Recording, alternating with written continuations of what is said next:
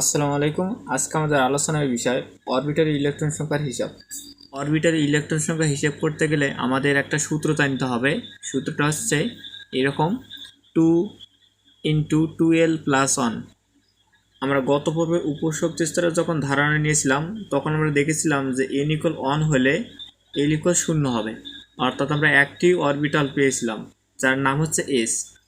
Same n= যখন 2 হয়েছিল আমাদের তখন l=0 এবং 1, অর্থাৎ দুইটা অরবিটাল কিন্তু আমরা পেয়েছিলাম, একটা হচ্ছে s, একটা হচ্ছে p। n=3 হলে l= হবে আমাদের 0 1 2, অর্থাৎ তিনটে অরবিটাল sp d পেয়েছিলাম। সেম 4এরও আমরা অরবিটাল 4টি পেয়েছিলাম, একটা হচ্ছে sp d f। এই রিলেটেড অর্থাৎ অরবিটাল এই জায়গাটা যদি আপনাদের সমস্যা মনে হয় তাহলে গত পর্বে আমি উপশক্তি স্তরের ধারণা বিষয়ে একটি ভিডিও আপলোড করেছিলাম, চাইলে আপনারা ওটা দেখে আসতে পারেন। এই সূত্রটা আমরা ব্যবহার করব যে এই যে উপশক্তি স্তর আছে এস, তারপর যেমন s+p, spd অথবা spdf, এই যে উপশক্তি স্তরগুলো আছে এই উপশক্তি স্তরে কতটি ইলেকট্রন থাকবে, অর্থাৎ এসে কতটি ইলেকট্রন থাকবে, এখানেও যেহেতু এস আছে তার মানে এসে যে ইলেকট্রন থাকবে এসে কিন্তু সেম ইলেকট্রন থাকবে। তাহলে এসে কত ইলেকট্রন থাকবে, পিতে কত থাকবে, ডিতে কত থাকবে, এফে কত থাকবে। তাহলে আমরা সূত্রটার সমাধান করার আগে আমাদের আরও একটু কিছু বেসিক জানতে হবে। বেসিকটা হচ্ছে আমাদের এইরকম, যখন আমরা অরবিটাল এস নেব, যখন আমরা কি নেব অরবিটাল এস নেব, তখন আমাদের হচ্ছে এল এর মান কী হবে, 0 হবে। কিন্তু তার মানে কী হবে, আমাদের 0 হবে। অর্থাৎ আমরা এখানে যদি এস এর মান আমরা ধরি 0, তার এই ক্ষেত্রে এস এর মানও কী হবে 0, এই ক্ষেত্রে কী হবে 0, এই ক্ষেত্রে কী হবে 0। কিন্তু এই ক্ষেত্রে পির মান কিন্তু চেঞ্জ হবে, পির ক্ষেত্রে 1 হবে, এই ক্ষেত্রে ডির ক্ষেত্রে এখানে দেখেন পি কিন্তু আবার সেম হবে, এখানে 1 হবে। অর্থাৎ আমরা 0 1 ধরবো না, শেষের মানগুলো ধরবো। এক কথায় বলতে গেলে আমাদের উপশক্তি স্তরের যে শেষের মানগুলো আছে আমাদের, এই শেষের মানগুলোই হবে আমাদের হচ্ছে ওই অরবিটালের হচ্ছে মান, অর্থাৎ ওই অরবিটালের মান। তাহলে আমরা বলতে পারি যে এস এর মান তাহলে কত হবে 0, তাহলে পির মান কত হবে, এখানে পি, এই ক্ষেত্রে শেষের মানটা যেটা হবে, মানে এই ক্ষেত্রে পি, এই ক্ষেত্রেও পি। তাহলে পি ইকুয়াল আমাদের হবে কত, পি ইকুয়াল কিন্তু আমাদের 1 আছে, তার মানে পির মান হবে 1, অর্থাৎ পি অরবিটালের মান হবে 1। তাহলে ডি অরবিটালের মান কত হবে, আমরা জানি এখানে 2 হবে, তার মানে ডি অরবিটালের মান হবে 2। সেম এফ অরবিটাল, অর্থাৎ এখানে 3, তাহলে এফ অরবিটালের মান হবে হচ্ছে আমাদের কত 3।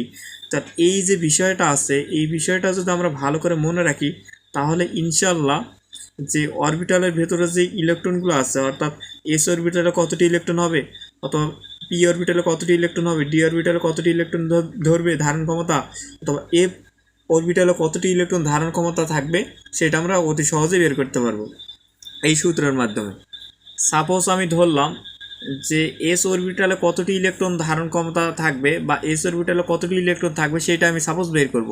তাহলে এস অরবিটালে, তাহলে আমরা বের করি যে এস অরবিটালে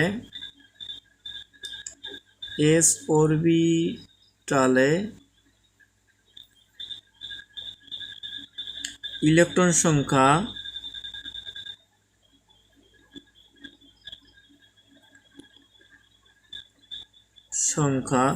তাহলে এস অরবিটাল ইলেকট্রন সংখ্যা আমাদের কতটি হবে, তাহলে আমরা সূত্রটা লিখব যে 2 ইকুয়াল, আমরা বলতে পারি যে 2 × 2l প্লাস কী হবে 1।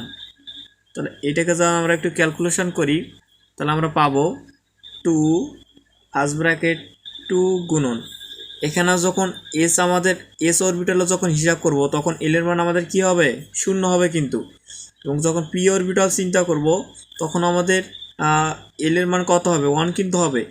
যখন ডি অরবিটাল চিন্তা করব তখন এল এর মান কি হবে, ডি অরবিটাল যখন চিন্তা করব অর্থাৎ 2 মান হবে, তখন কিন্তু আমরা এল এর মানও কি হয়ে যাবে 2 হয়ে যাবে।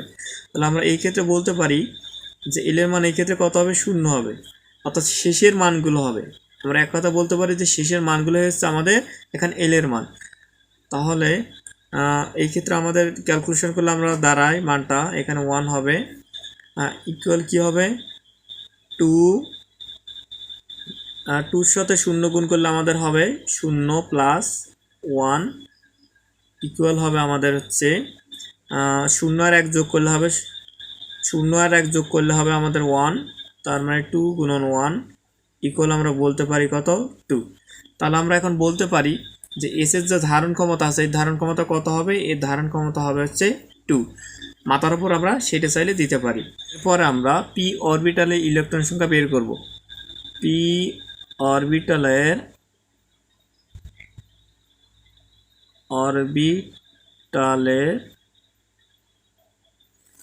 অরবিটালের ইলেকট্রন সংখ্যা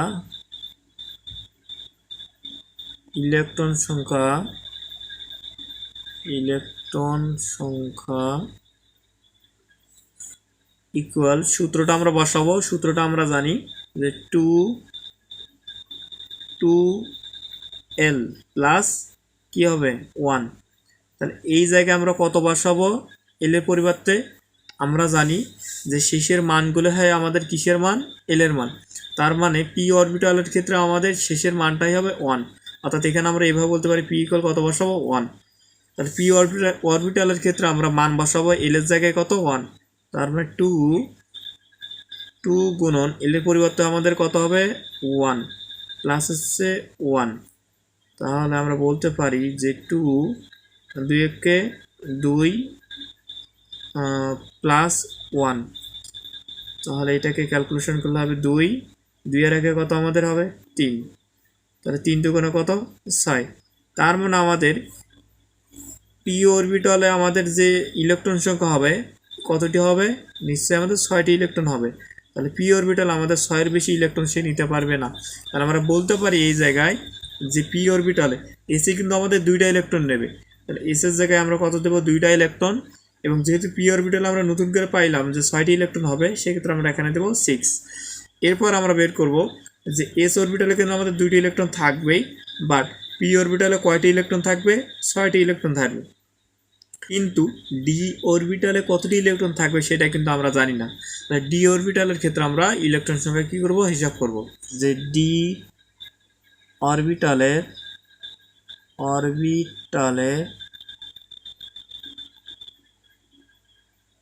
কি হবে,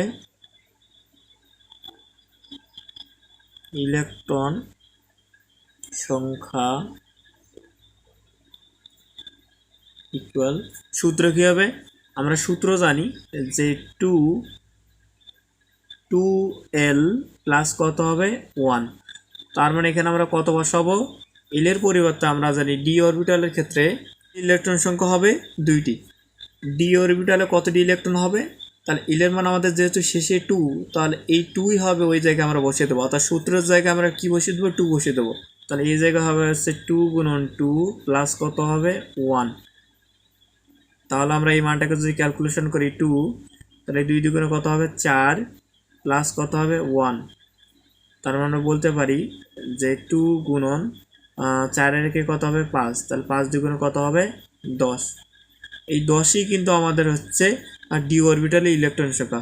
তাহলে আমরা বলতে পারি যে ডি এর ধারণ ক্ষমতা সর্বোচ্চ কতটি ইলেকট্রন থাকতে পারে, 10টি ইলেকট্রনের বেশি কিন্তু সে নিতে পারবে না।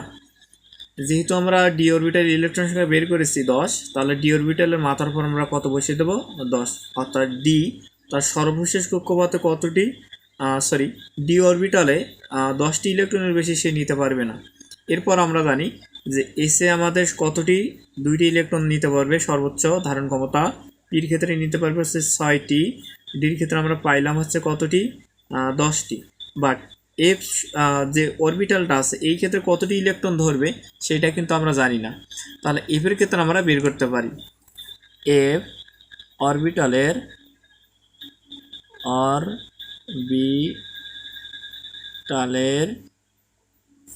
কি সংখ্যা, ইলেকট্রন সংখ্যা